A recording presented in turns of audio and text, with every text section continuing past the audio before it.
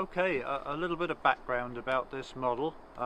The original locomotive was a one-off, and it was really the swan song for French steam, and it was designed by a gentleman by the name of Marc de Casso. It's a Baltic locomotive, which means the wheel arrangement is 4/6/4. In America they call those Hudsons, but the French got there 17 years previously to the Hudsons, and they were designed to haul trains to the Baltic coast.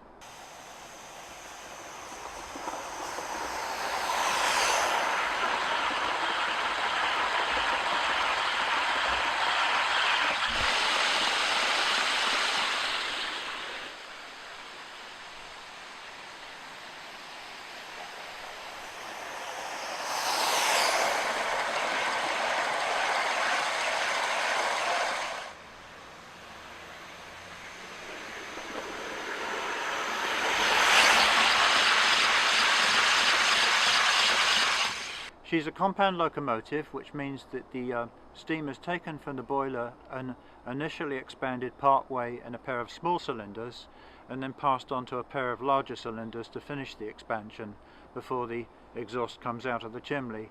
And the point of that is it gives better thermal efficiency, and it really shows with this model because it uses much less water than a somewhat smaller locomotive that I have.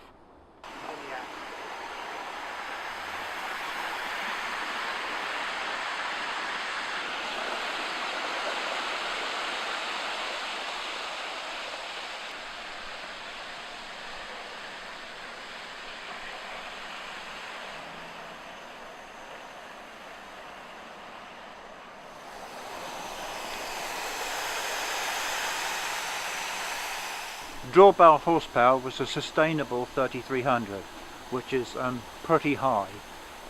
She did have a mechanical stoker, but again, being efficient, she didn't just eat fuel. They did try mechanical stokers in Britain on the merchant navies, and the problem was they just consumed far too much fuel.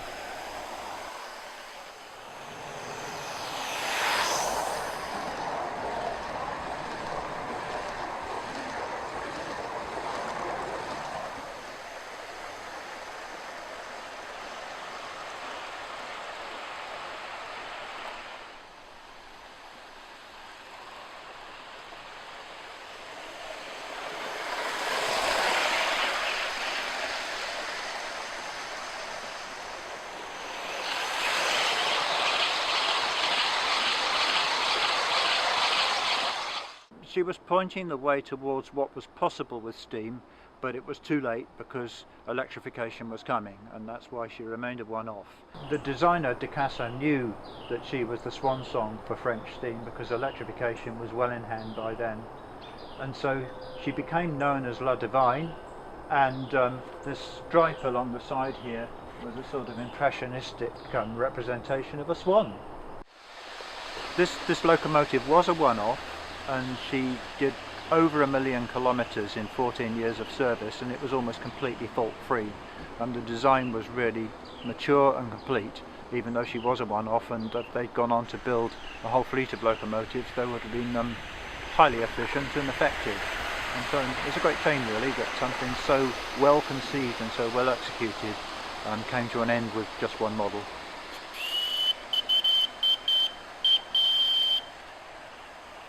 The model was produced in the early 1990s by a company called Aster, and the gentleman who came up with the technology to enable a model this small to be a true compound expansion model was John van Riemsdyk, and he used to be the mechanical engineering curator at the Science Museum. But subsequently he became known at Aster as Mr. Performance because he was the gentleman who really made these small models actually work very well indeed. So this model is about 26 years old and is actually serial number 1 of what is possibly the best Gauge 1 model ever produced, arguably. So I'm very grateful to have her, and as you can see, she performs very well indeed.